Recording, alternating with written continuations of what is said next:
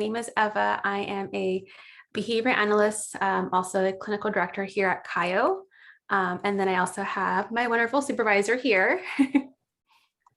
Hi, everyone. Thank you so much. We're really grateful to be here this evening with you all. I know it's beautiful sunshine outside, but we're excited to be talking about a really important topic, tips for understanding decreasing whining and noncompliance, and hopefully are going to be able to help provide some tools and give you some strategies.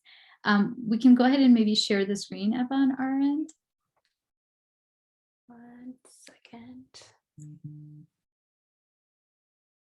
The options are a little different here.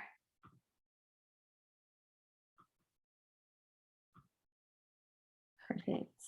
Awesome.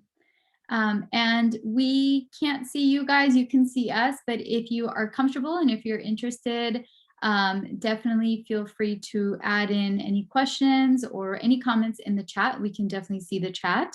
If you want to introduce yourself or want to give us some information of what you're particularly interested in learning about today, feel free to drop that in the chat. It's a great way for us to know who's out there and who we're speaking to.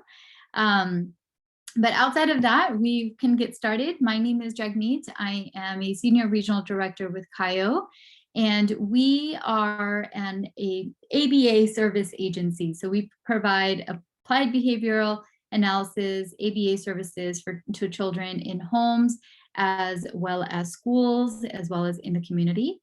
We provide parent training, behavioral consultation, and school and community shadow support. So a lot of our services are one-to-one. So we have our therapists out in the field working directly with families, directly with children. We are local, so our local office is here in Hayward as well as in Concord, but outside of that, we serve over 10 different states across the United States, and we have our website here, kyocare.com. So if you wanted to learn more information about our services and what we do. Thank you so much. I see some folks are chatting and introducing themselves, and just really excited to be able to meet with you all and talk to you all. And with that, I'm gonna pass it back over to Eva. Eva is a fantastic board certified behavioral analyst, BCBA, that we have on our team. She's one of our lead clinical directors in the East Bay region, and we're so excited for her to be talking with you all this evening. Awesome, thank you. Alrighty, so we'll get started with our training for this afternoon or evening. So this is our agenda. So we're going to talk about what whining and noncompliance looks like and maybe what it is. Also determining why these behaviors can happen. So what is the root cause of these behaviors? And then also strategies to promote that cooperative behavior. So how can we break that down, teach those replacement behaviors, and also, some tolerance. And then at the very end, we'll go over some questions and answers. But also, if you have any questions in the meantime, as I'm presenting, feel free to put them in the chat. I also will try to make this as interactive as possible. I know I can't see you all, but if you have any kind of like stories or things that you can relate to regarding the content we'll go over, feel free to chat that if you feel comfortable, and we can do some interactions there. They can also do the raised hand feature if you have opportunities from the talk, and I can bring them into the space to talk. Perfect. Yeah. So just let me know. Perfect. Thank you. Awesome. All right. Okay. So first, we're going to talk about defining noncompliance and what that looks like. At first glance, we might kind of picture what noncompliance is, but we really want to define what that behavior is and picture it and observe it. So in general, noncompliance is a failure or refusal to comply with something like a rule or request. However, this might differ from child to child. Noncompliance can look like vocal protests, like I don't want to, or not right now, or it could also be like screaming, maybe engaging in a tantrum, throwing items when a demand is placed. However, you want to make sure you define that behavior based on your child. So some examples, additional examples could be verbal and nonverbal protesting, also some physical aggression and or property destruction. However, it does not need to include all of these. Again, it's very specific to your child. Okay, so now we are going to define the function of behaviors. So the functions of behaviors are the reasons why we as people engage in behavior. So not only is it the children, but ourselves as well. There are four main functions of behaviors. And the way that I like to remember this is through the acronym EATS. So E is escape avoidance, A is attention, and this is from others. T is tangibles, so access to tangibles. And then C is sensory, self-soothing. Sensory could also be to also get rid of an unpleasant feeling as well. So our escape avoidance function, this is if a behavior occurs because a child wants to get away from something or someone. So wanting to delay or escape a demand or unpleasant work task, can be a period of time of the day, a person, a non-preferred person, anything that is non-preferred of some sort. So in this example, we have a dad and a child going for a walk. Our dad says, "Hey, let's go for a walk." Child says, "No, I don't want to," and then flops to the ground. Dad then says, "Fine, then we'll go back in the house. We don't have to go on a walk anymore." So you can see that after the child engages in this non-compliance, the dad then removes that demand and then kind of just allows them to escape that potentially non-preferred task or demand. This could it doesn't have to be non-compliance. Other children can engage in a variety of different behaviors that could result in escape or avoidance. Our second function is attention from others. This is when a behavior occurs because a child is trying to gain social attention or reaction from another person or people. I think I have a question here. Let me pull aside. So when getting attention from others, it can be from familiar people, strangers. So it doesn't matter what the relationship looks like, but it can just be receiving attention from anyone. Also, the social attention can be positive or negative. So it can be in the form of reprimanding, it can be in form of cuddling, so physical touch, gestures, eye contact, and also any kind of vocal attention. So all attention is attention. So we have this example, a mom picks up the phone to make a call. Maybe they're dialing a family or a friend. The child then cries, "Mama, Mom." Mom then quickly hangs up the phone and says, "Yes, love, how can I help you?" So you can see in this example, as soon as the child was engaging in that crying, or it can be non-compliance or any kind of undesirable behavior, mom then proceeds by providing attention. So that is a behavior maintained by attention.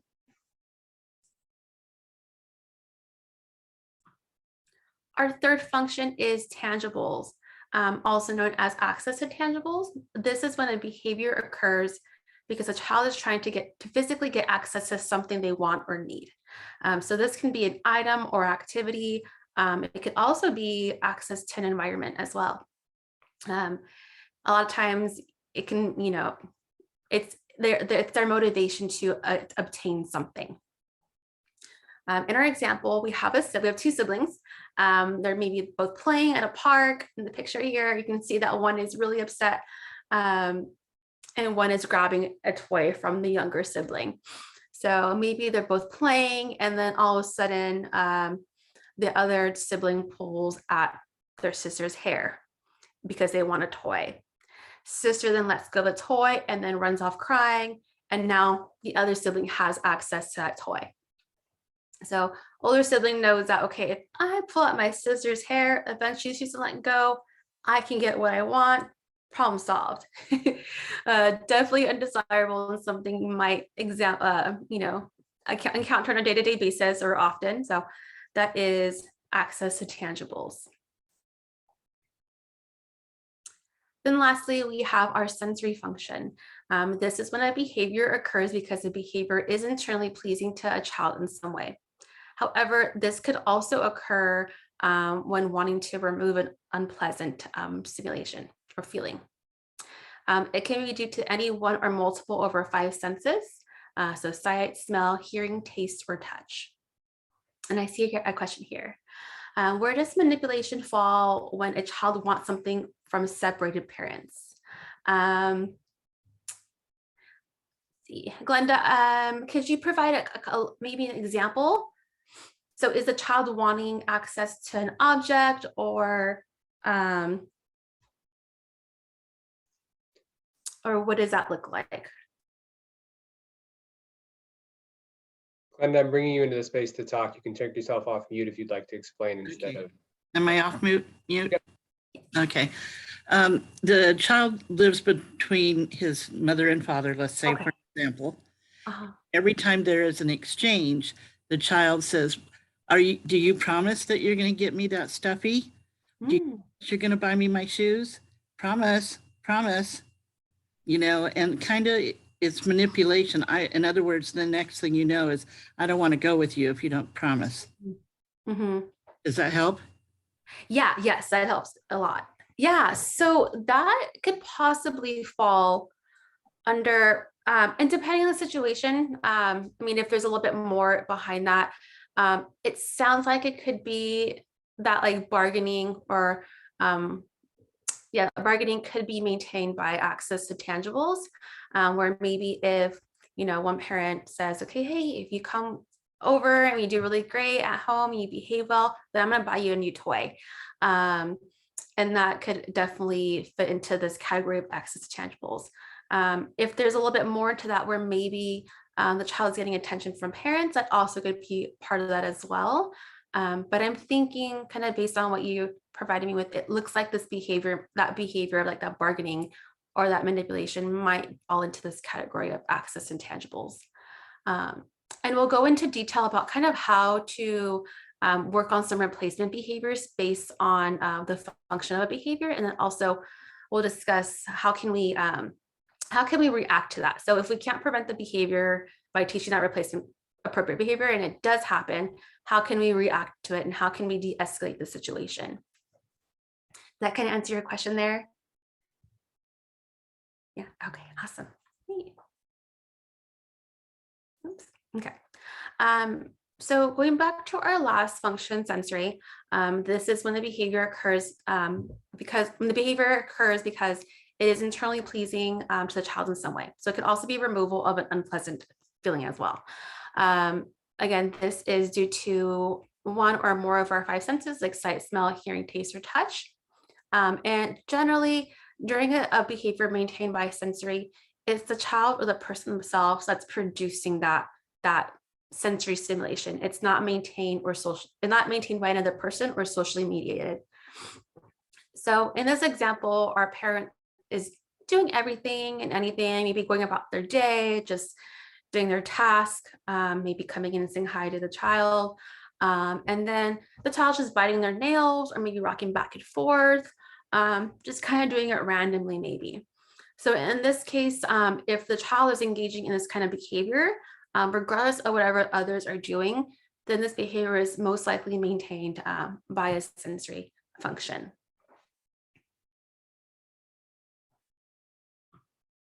Okay, now that we know, or actually before we go into how we can work on alternative behaviors or teaching appropriate behaviors and how to de-escalate situations, do any of you have any examples or maybe stories of things that you've encountered that fit maybe into one of those 4 functions, or any questions about that?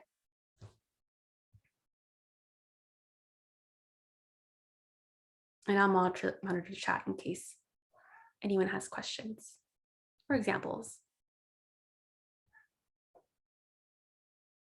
Okay. I'll move on, but if anyone has questions or examples, feel free to chat them in there and I'll definitely keep an eye on that. Okay, so now that we know what the behavior is and why it's occurring, that function, now what do we do? So these are some strategies to avoid whining or non-compliance. So how to try to prevent it from occurring, but also how can we support our children and maybe coping and also engaging in that appropriate replacement behavior. So our 3 top strategies to decrease behaviors are providing choices, priming, and then also using clear and simple instructions. And these are some of my favorites. So our first strategy, again, is choices. And choices enhance a person's quality of life. It definitely provides a lot of buy-in for the individual and increases the motivation. If we're just giving instructions out and giving demands out, sometimes the child might feel like they're being bossed around. So if it's possible, you can provide choices. So maybe, hey, we're going to go on a walk today. Do you want to go walk to the park, or do you want to walk down towards this really cool statue over here? And maybe the child likes to walk towards the park. So you're still going on a walk, but providing a choice and letting them choose which way they want to go. Or maybe you're getting ready for bedtime and bedtime routine is a little bit difficult. You can say, hey, we got to get ready for bed, but do you want to brush your teeth first, or do you want to wash your face? Or do you want to brush your teeth first, or put your stuffed animals away? So you're giving the child, again, that chance to make a decision. Although it's controlled and a forced choice, you're allowing them to make that opportunity to make a decision. You can even make choices or provide choices with time. So time frame. So, okay, we have to start getting ready for bed. We can get ready in 5 minutes or in 10 minutes. So although you still have to follow through that demand, you allow them to choose a time when to start, and again, get their buy-in for that. You could also provide choices with materials. So maybe you're starting a homework assignment. Homework, it maybe is difficult and non-preferred, but giving them an option to maybe start on a certain page or a certain topic, even like using writing utensils. Do you want to use a marker or do you want to use a pencil? Maybe they just bought some markers and they're super cool and like, oh, I want to use this for my math homework if it's appropriate. So again, it's a really awesome strategy to get that buy-in, increase that motivation for completing any kind of tasks. Our third strategy is priming. Priming signals when a transition or demand is coming up. It basically allows the child to know when something is coming or when to anticipate a transition or a task. When you are using priming, you want to keep the language simple and easy for the child to understand. So keeping it short and concise, and depending on your child's age or maybe their understanding of language, you can change the phrases. So some things that I like to do are like, hey, okay, in 5 minutes, we're going to get ready. Or, okay, first we're going to do homework, and then we can take a snack break. So you're giving them that option. You're not giving an option. You're giving them the heads up of when to anticipate a transition. A couple other tools for priming that are really helpful are the use of timers and visuals.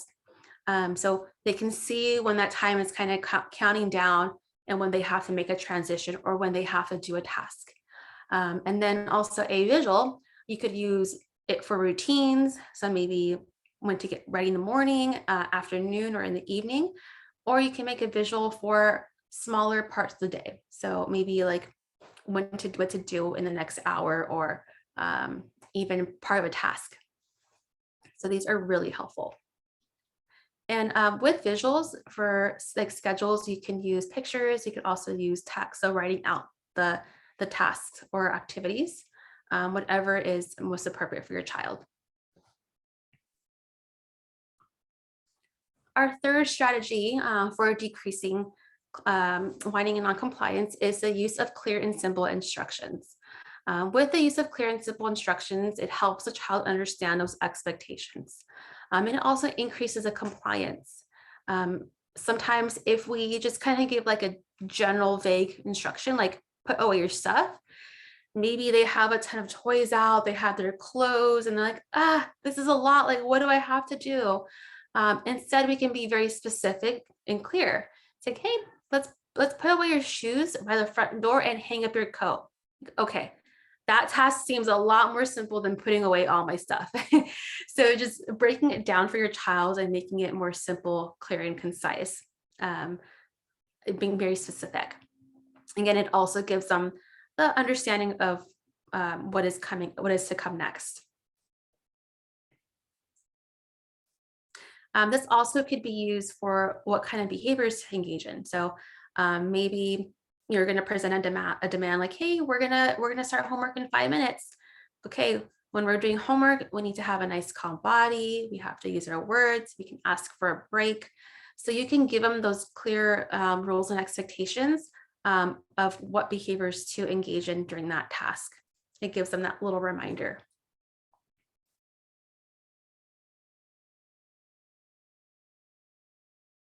Okay, so those were our preventative strategies. Have any of you used those strategies before in your day-to-day life with your children or maybe with students? Any success with those strategies, or maybe some barriers to using those strategies as well? And feel free to chat. Oh, Jackie, go ahead. Yeah, thanks, Ava. And as folks are leaving in their chat, I think just to note these, what we always experience is that proactive strategies are going to there's going to be more effort on the parent part to set up the environment. And sometimes it's just easier of, when we're go, and we're in the moment and we're rushed, we might not have that time to set up the different ways to follow through, or different ways to be setting up the environment in that way. But it goes a long way. And really what it does is to create that learned behavior of, this is what I can expect. And so in that example that we heard, in terms of at every drop off or every transition between mom and dad, maybe this has become a repeat pattern of, I'm going to now say this, and this is the type of response that I'm going to be getting from mom and from dad. And so some of it can just be attention, and some of it can just turn into learned behavior. So really important to kind of set these up in advance and put the effort in on that end of it. Awesome, thank you. Okay, and now Also got a hand raised for a comment. Go ahead, Glenda. Thanks. If you're beyond the strategies and you've done all those with your child, you're trying to get them to be a self-starter, and they're not making that transition to a self-starter, you really don't want to have to go back through this, because it adds frustration to you of having to repeat all this over. And it's sort of like the child thinks, I won, I'm here, he's going to remind me again, he's going to do this, do that, he's going to whatever. And that's what a parent's trying to get away from. So can you help that parent? Yeah, that's a great question, and also a great concern too. I think the huge part of that is ensuring that we, or as parents, ensuring that that follow through is maintained over time. Because sometimes once we implement these strategies, things kind of go really well, and then if we kind of slip up a little bit, sometimes those behaviors then kind of resurge and come up, and then you don't want to backtrack again. But I think as long as we maintain that that maintenance of those strategies, then fading out your assistance and promoting those other behaviors, becoming more independent. And maybe, instead of reinforcing, compliance of, let's say, doing 1 page of our homework, then then setting the expectation to something a little bit more difficult. To, okay, you have to do all of your homework, or you have to start it by yourself, and then you get reinforced for that. So you definitely kind of have to shape those expectations little by little and follow through with those new ones.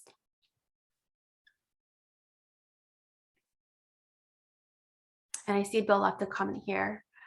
Just to add on to that, for self-starting, I found that consistently modeling and redirecting behaviors eventually, and sometimes very surprisingly, just suddenly flips into habituated and automatic compliance. Yes, definitely. Yeah. Thank you, Bill. Yeah, it sounds like a lot of folks are familiar with ABA, which is really, really wonderful to see.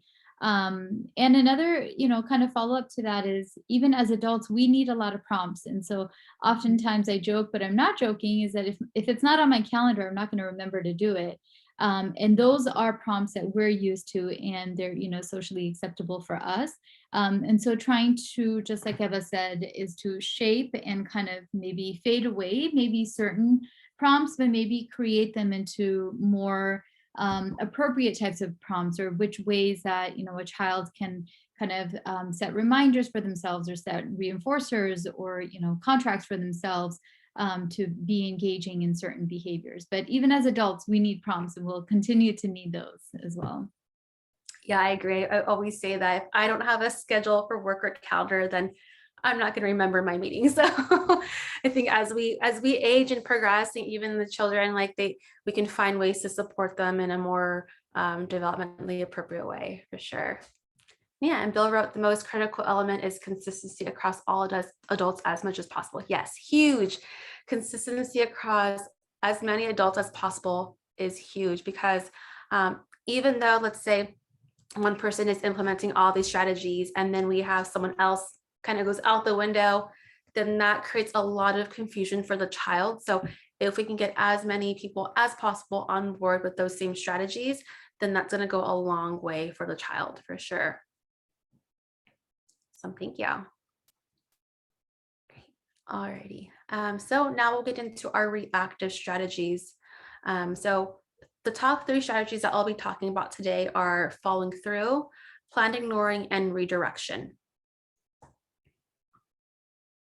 Okay. Here. Just move this around. Okay. So for following through, when whining and noncompliance is occurring for escape, so wanting to escape a demand or non-preferred task, we want to prompt an appropriate way to escape that task or demand for a short period of time.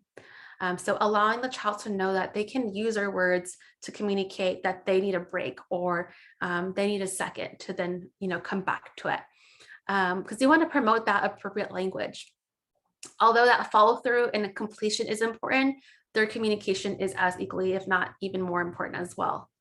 After that short period of time, you want to represent that initial task and help the child complete it. Sometimes that short little like break or a little kind of takeaway time is not enough. And sometimes we have to even modify the task. So maybe you're doing, let's say, cleaning up, and we have a whole box of Legos all on the floor, like hundreds of pieces, which is a lot, even for me as an adult. And maybe you know, the child starts to engage in noncompliance, is whining, and you prompt to say, I need a break. Okay, you can have a break. You know, we'll come back to this in 2 minutes. You come back, maybe they do a couple, start engaging in some noncompliance again. Maybe you say, okay, how about we do 2 more or 3 more pieces, and then we can be all done and come back to this later this evening. So you're still following through, modifying, but still letting the child know that, you know, they can escape appropriately and then come back to completing that task or demand.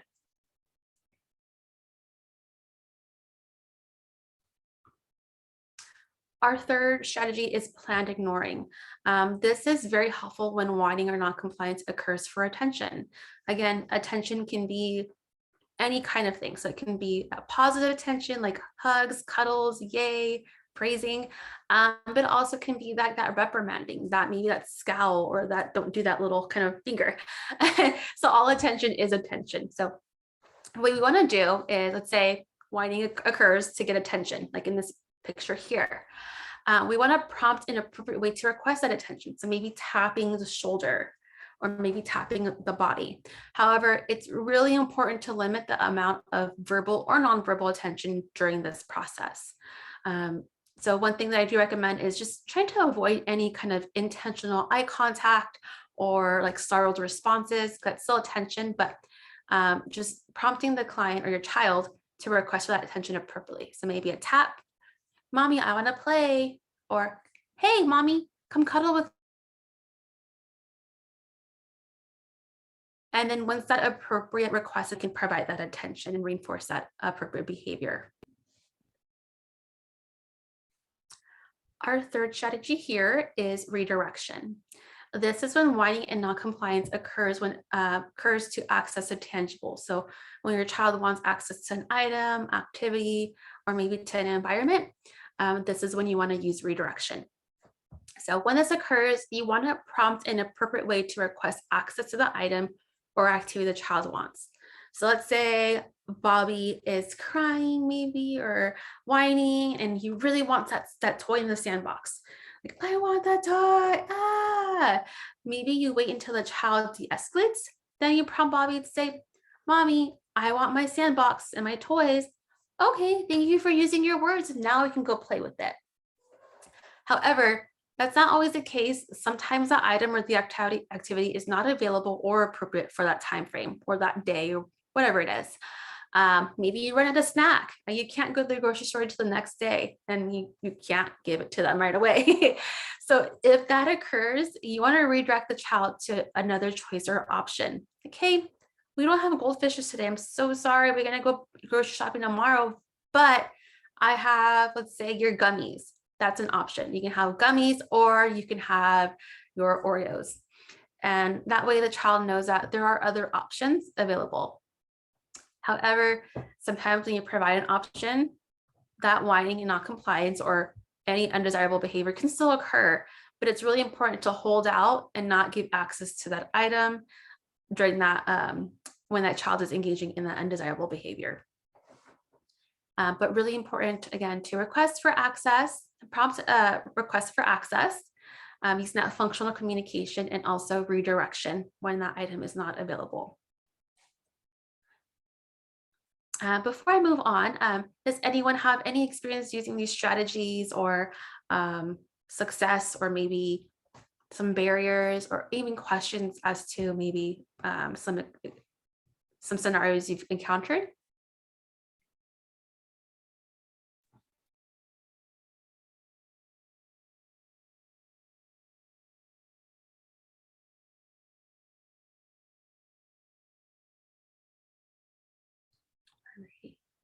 I'll move on, but I'll definitely monitor the chat just in case. Got one raised hand. Give me 1 second to bring her in. Perfect, thank you.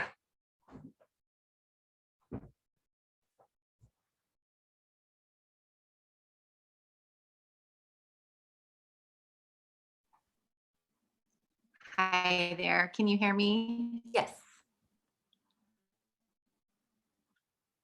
Okay, I just wanted to say about selling it because is giving that option or redirecting, but it's not as good of a choice and exciting of an option than the first thing. So my struggle is making it sound better, and really, that tone of voice, like we can't go to the pool right now, but we can go to the sandbox, do you have anything to say about that? And what are some tips on redirecting in terms of, your personal way you act, maybe the voice that you use, more detailed on that, if that makes sense? Yeah, it definitely does. Yes. And I've definitely encountered this as well. It's like, okay, well, nothing really is as fun as this thing that's not available, like going swimming, but we have these other options. Something that I've done is just by making that play or that act, whatever that other option is, and being super creative with it. So maybe kind of figure out different unique ways you can engage in that sandbox. Like, hey, we can make a pretend pool over here and, act like we're swimming if that doesn't, further escalate, but finding ways to make it like creative and fun and adding some more value into that can help. You could also do is like, if it is available a different day, doing like a visual, like, okay, hey, in 5 sleeps, we can go then go swimming. And that way they know that item or that activity is available but at a different time. So I would definitely try to be creative with that other option as much as possible. And then, once they are able to have the access to that activity like the pool, maybe just really reiterate to like, hey, you did a great job waiting. I know it was such a long time, but guess what? We get to go today now. You did a great job, waiting and being patient. And now we get to go today. So just reinforcing and letting them know that that desired behavior of waiting is that what is desired from them.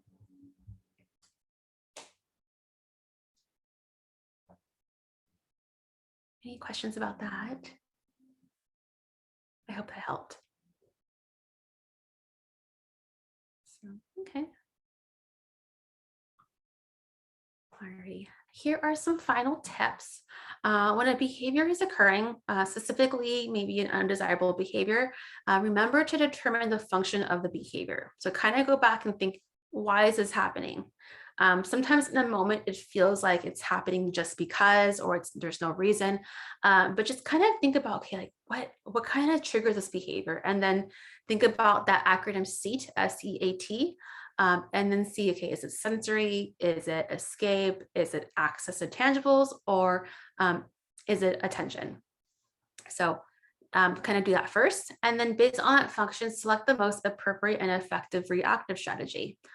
So making sure that either you follow through, redirection, or that planned ignoring. Most important thing is to be consistent. This is very important. Not only just across yourself, but as many people involved, making sure that they're also consistent with these strategies. And then lastly, really important to implement both those proactive and reactive strategies. When you implement those proactive strategies, you're promoting that appropriate behavior, and we can allow the child to contact that reinforcement through engaging in those appropriate behaviors. And I see Sarah here has a comment. She's been along in ABA for a while. One thing she struggled with is how to approach these strategies when your child has significant impulse control, executive functioning difficulties, and genuinely can't seem to do some of these things. Yeah, great question. One thing that I found really helpful is to modify our expectations for those demands. So maybe, you know, let's say, Sarah, can you give me maybe an example of a task or something that you kind of experienced difficulty with? But one thing in general I found is to kind of, in the moment, if possible, kind of lower our expectations and reinforce those small little victories and the steps that our child is doing. Bringing Sarah in to talk. Thank you. Okay, thanks. Sure. So, gosh, so many things, but like we've been working on increasing independence with a lot of things, including cleaning up after yourself or those kinds of things. And all of our kids, honestly, our whole family has ADHD. So we all struggle with staying on task and with kind of that impulse control of, waiting your turn or, kind of managing all of these different tasks. And, say like my 6-year-old, he's kind of being compliant, but, and he's helping us, he's working together with the cleanup, but it takes a lot of nonstop effort to maintain his engagement. And yes, we've lowered expectations for years on a lot of things. And I think though, we're at this point where we're trying to figure out, at what point and how do we start to increase expectations or try to increase independence for certain things when, we know it's hard for them. So we're trying to be realistic, but they also are going to need to live in the world. So they do need these skills. Yeah, of course. Yeah. One thing we can do is really figure out what is your child motivated by? So what are some of the reinforcers? And maybe let's say you need to clean something up and it generally takes, let's say like 30 minutes to wrap something up and kind of get going. And then you're like, okay, I'm going to take it up a little notch. And maybe if we shape this to where cleanup takes 20 minutes instead of 30 minutes, we can go for a walk outside if that's preferred. And like, hey, if we clean up a little faster today, then we can go for a walk or something, or we can get, maybe ice cream later today. And that way you're kind of slowly shaping that expectation to get a little bit more desirable. And then once you hit that new, let's say, kind of new expectation, only providing that reinforcement when they engage in that new expectation. And maybe, one day cleanup does take 30 minutes and you're like, oh, hey, but I'm so sorry, it took us a little longer today, but maybe tomorrow we can try again. And if we, clean up in 15 minutes, then we can try working for our ice cream again or for our walk. It's going to get, it might be a little hard to kind of take that next step, but as long as you follow through with that expectation of shaping that behavior and reinforcing only that new expectation, that should help kind of, move it a little bit along the way. Yeah, I absolutely agree. I think that having those short, kind of easy to achieve milestones are really helpful. And, one thing that I really liked in your example is kind of you described the family unit of like, it's, it might be hard for everyone. And so maybe having that group contingency of, well, we're going to work together. We are a team and we're going to, achieve this task. And then once everyone does their part, this is what we as a team are going to get, in terms of some of those rewards or reinforcement. But it does kind of set that tone of everyone is working together, we're helping, and then being able to then, separate out over time of, okay, well, everyone has to do their independent parts to contribute to the group efforts of, whether it's getting out of the door on time, whether it's getting ready for dinner, folding clothes, doing these day-to-day routines that may be a challenge.